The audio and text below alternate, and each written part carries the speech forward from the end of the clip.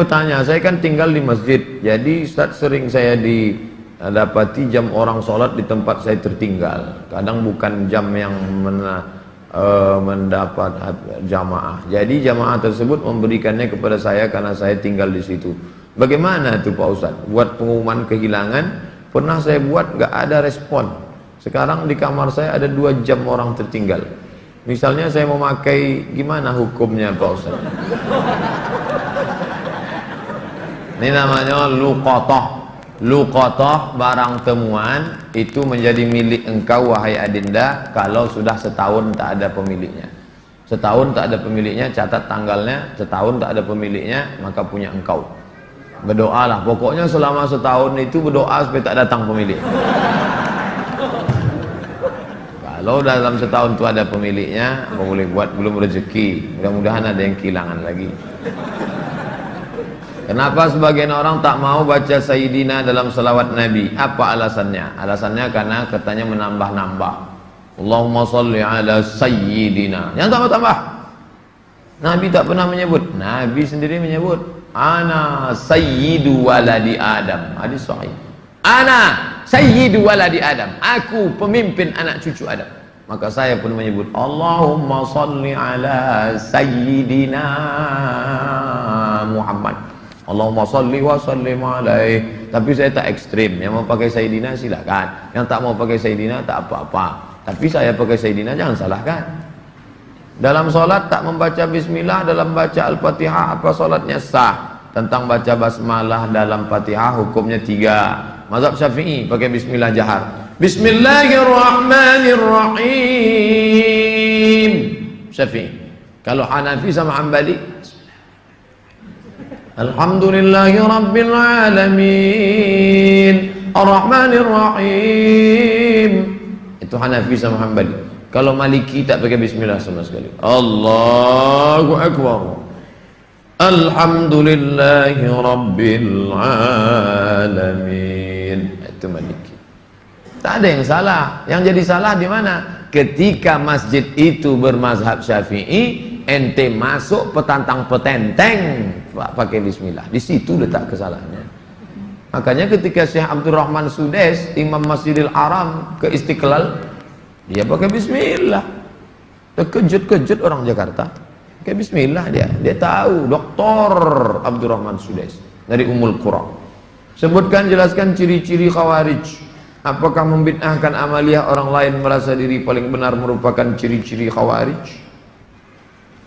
Yang memancing saya ngajak-ngajak mau mengkhawarijkan Salafi. Nanti setelah saya khawarijkan Salafi, direkam, diupload, habis itu habislah saya diserang Salafi. Baca aja lah buku saya itu baik-baik. Capek saya dah kelai-kelai. Apakah Hajar Aswad sudah ada sejak Nabi Ibrahim? Hajar Aswad itu adalah salah satu barang pernak-pernik surga yang ada di bumi. Hadisnya sahih bahwa batu Hajar Aswad itu dulu putih, lalu karena banyak dipegang orang berdosa maka berubah menjadi hitam. Itu bukan pendapat ulama, hadisnya sahih tentang Hajar Aswad. Dibawa Nabi Adam rindu dengan surga, maka diturunkan Allah. Jadi bukan Adam. Ada pula saya dengar orang ceramah, waktu Nabi Adam mau turun ke surga, dia ada mau bawa, diambilnya batu, dikepitnya di ketiaknya. Bukan begitu. Adam sudah turun, lalu rindu ke surga, dibawa Jibril. Kata Jibril, ini oleh-oleh dari surga. Itulah Hajar Aswad. Aslinya putih, tapi karena dipegang oleh orang-orang berdosa, menempel dosanya itu di batu itu menjadi hitam. Bukan yang bulat itu Hajar Aswad. Ada butir-butir kecil-kecil hitam-hitam dia. Tengok dari dekat. Itulah Hajar Aswad, ditempelkan ke dalam batu. Baru dibalut dengan cangkang yang terbuat dari besi. Nah, itu yang dicium. Batu kecil-kecil dalam. Yang besar itu batu biasa, ditempelkan ke dalam batu biasa. Hajar Aswad. Kalau istri tadi putih kemerahan, panggil dia Humaira. Kalau hitam ya Hajar Aswad. Jangan marah deh. Umur saya 24 tahun. Sekarang saya sudah kerja di perusahaan A. saya baru diterima di perusahaan B yang merupakan pekerjaan impian saya. Tapi jika saya mengambil pekerjaan di perusahaan B, saya tak boleh menikah selama setahun. Sedangkan calon saya tak mau menunggu karena orang tuanya sudah tak bisa menunggu. Menurut Ustadz gimana itu? Karena di satu sisi saya ingin bekerja di perusahaan B karena gajinya lebih besar dan itu pekerjaan impian saya. Tapi penempatannya di luar kota. Jika jadi menikah kami bakal LDR. Tolong Pak Ustaz, ini tak ada masalah fikih, ini masalah perasaan. Saya hanya bisa menjawab masalah-masalah fikih. Adapun masalah perasaan,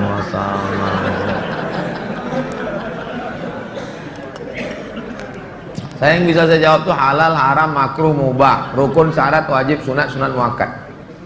Adapun masalah ini, baiknya kalian duduklah musyawarah. Adinda, kita menikah ini kan saling pengertian. Aku kuliah pontang-panting mau kerja ini kerja kembali. Tolonglah kau pahami keadaanku sekarang. Kalau dari awal aja dia tak bisa ngerti kita, gimana setelahnya? Ini belum lagi menikah, main paksa-paksa, tak bisa. Ini dua makhluk yang berbeda. Walaupun sama-sama mau makan telur ayam, yang satu mata sapi, yang satu dadar, bisa berkelahi. Ini harus mengalah. Hari ini aku mata sapi, besok kau dadar. Ya, lama-lama yang mata sapi suka dadar, yang dadar suka mata sapi. Harus begitu. Nah, kan keperasaan juga ujung. Berapa menit setelah berbuka baru azan Pak Ustaz? Waktu azan itulah berbuka. Tengok definisi puasa.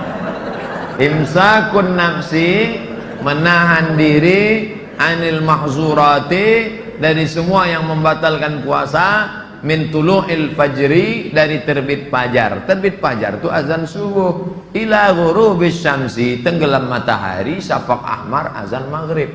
Hanya saja bagi muazin minum dia dulu. Muazin itu dianjurkan minum dia. Zahabadh dhama'u wa batallatil uruq wa thabatal ajru, baru dia azan. Allahu akbar, Allahu akbar. Nah, itu dah minum tuh. Kalau yang belum minum, Allah, belum minum tuh. Apakah boleh kita makan setelah selesai, setelah Isya masuk? Yang penting batalkan dulu puasanya dengan minum kah, makan buah kah. Jangan makan es, karena usus itu kering. Knalpot yang kering panas disiramkan air es, mengelupas cat-catnya. Begitulah usus kita itu rusak. Maka yang paling bagus orang Mesir, korma kering, bukan korma yang basah, korma kering, pecah-pecah, buang bijinya, masukkan ke dalam, siram pakai air panas. Agak-agak 2 jam menjelang berbuka. Nanti menyatu dia. Diminum. Itu yang paling bagus. Minum kesukaan Nabi, air korma. Minum air korma. Bagus, manis dia, maka usus kita awet. Apakah batal puasa mencicipi gulai untuk merasakan garamnya? Mazhab Hambali mengatakan tak batal, karena dia tak masuk ke rongga, tak masuk ke dalam, hanya di ujung lidah. Di ujung lidah ini ada perasa. Jadi teteskan ini, maka tak batal, karena tak masuk. Habis dirasanya gini, habis itu di ludahnya boleh. Tak masuk ke sini, tak masuk. Mazhab Hambali. Tapi saya tak mengamalkan. Saya tidak mengamalkan. Ini saya jawab, mana tahu nanti ada ustadz. Saya bilang tak boleh. Tiba-tiba ada ustadz mengatakan, oh tak tahu Ustadz Somad. Saya tahu, tapi saya tak amalkan. Kenapa? Membuka pintu celah. Saya tak nyalahkan Imam Hambali. Orang sekarang imannya tak macam Hambali. Asik mencicip aja dari pagi. Cicip. Ustadz, gimana cara menghafal Quran? Kami dulu aturan di Al-Azhar tidak pakai SKS, kuliah tak SKS, setahun dipaket 14 mata kuliah, 2 juz Al-Quran, tidak pakai SKS, tahun 1, tahun 2, tahun 3, tahun 4, 14, 2 juz. Jadi cara kami sebelum subuh dihafal dulu. Satu halaman, sebelum subuh hafal 1 halaman. Nanti ke masjid, qobliyah subuh baru diulang waktu baca. tahiyatul masjid itu dibaca, maka lama sholatnya karena mengulang setengah, satu rakaat setengah diulang. Tahiyatul masjid, qabliyah subuh, duha, qabliyah zuhur, ba'diyah zuhur, dalam sholat zuhur, qabliyah asar. Nanti asar distorkan ke syekh, biasanya di tiang-tiang syekh nunggu ngapal. Siapa yang mau menghafal ngantri panjang nyetorkan hafalan. Tradisi itu tak ada di Pekanbaru. Kalau di Mesir menyetorkan hafalan ngantri menjelang asar sampai maghrib menyetorkan hafalan setengah juz. 1 hari 2 hari, jadi 20 hari hafal 1 juz, 20 hari. Nah, baru waktu yang lain dipakai untuk menghafal. Ujian tak boleh bawa buku, masuk ke dalam hanya pena saja, bawa kertas tak boleh. Kalau ketahuan mencontek ditangkap, bisa dicabut, deportasi. Jadi kalau sudah deportasi, putus beasiswa, pulang tak dapat tiket, diusir dari asrama, malu. Karena dulu sebelum berangkat udah kenduri motong kambing. Jadi tekanannya tinggi. Jadi ketika saya pulang, saya terapkan sistem itu, tak boleh nyontek. Semuanya menyontek. Akhirnya saya berpikir, saya gimana supaya saya buat 10 soal. Buat 10 soal, bagi. Boleh nyontek Pak? Silakan. Oh, kok lain soalnya gitu. Baru tahu dia. Saya masih muda Ustadz, ya, kelihatan dari tulisannya. Saya menyukai seorang akhwat. Alhamdulillah. Sempat antum suka ikhwan? Masuk antum yang 144 di. Apa yang harus saya lakukan Pak Ustaz? Kalau untuk meminang sekarang saya tak bisa karena masa kuliah. Saya nggak mau pacaran, tapi saya takut nanti akhwat yang saya suka ini diambil orang. Apa yang harus saya lakukan Pak Ustaz? Antum datang ke orang tuanya, Pak, saya mau minang anak bapak. Kapan kau nikah? Ya setelah selesai kuliah lah. Semester berapa sekarang? Baru daftar Pak.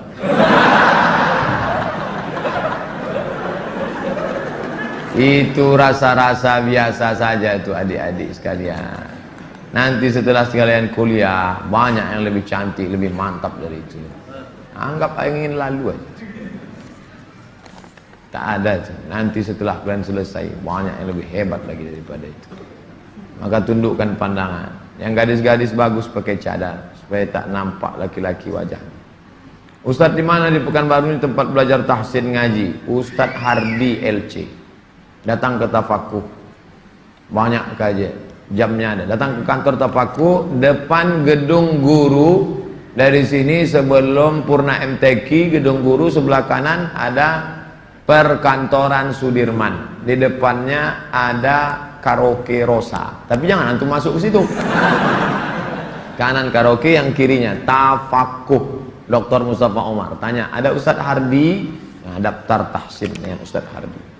Ustaz, Nabi Muhammad tak pernah cukup puasa sebulan pada bulan Sya'ban. Bagaimana kalau puasa bulan Rajab?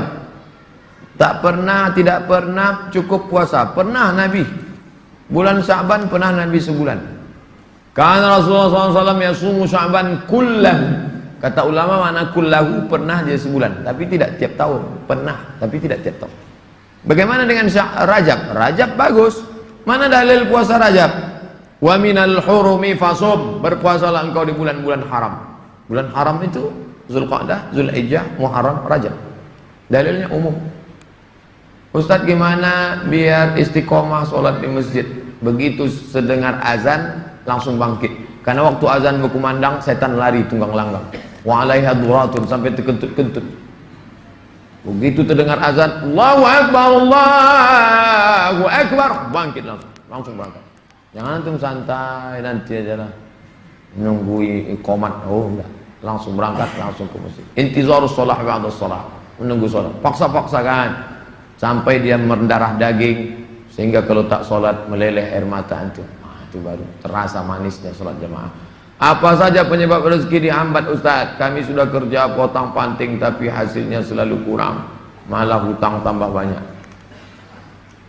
Banyak berdoa kata Nabi pada orang yang dililit utang, Allahumma inni a'udzubika minal hammi wal hazan wal ajzi wal kasal wal jubni wal bukhul wa dhala'id daini wa ghalabatir rijal. berusaha. Kalau engkau belum diberi Allah husnuzan pada Allah, tak sulit bagi Allah menyehatkan Ayub, tak sulit bagi Allah menyelamatkan Yusuf, tak sulit bagi Allah membuat Ibrahim punya anak Ishak, tak sulit bagi Allah menolong Muhammad SAW. Dia hanya ingin menengok engkau terus berusaha dan berdoa. Bagaimana hukumnya dalam perjalanan menuju kajian Ustadz? Kami melaksanakan sholat maghrib di jalan. Setelah selesai sholat kami tak berzikir dan langsung melanjutkan perjalanan. Bagaimana itu Pak Ustadz? Sambil naik kendaraan itu kalian berzikir.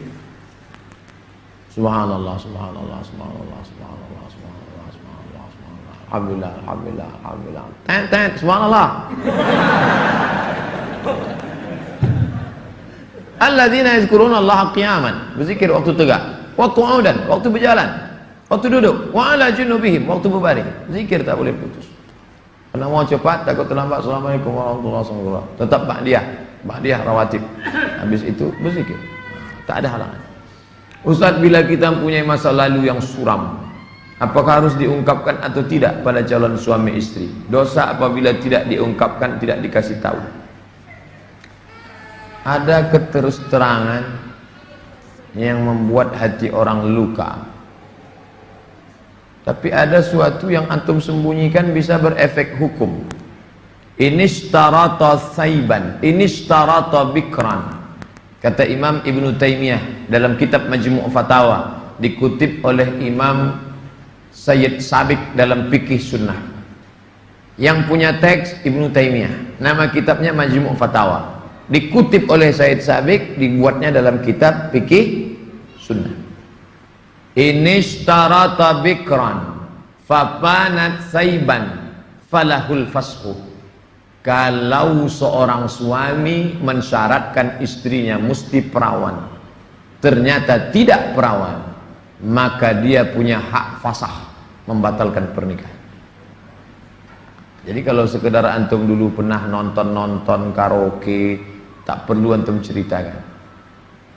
Ditanyanya, kau solihah? Insya Allah bang. Masa lalumu, siapa yang tak pernah punya masa lalu? Emangnya kau suci?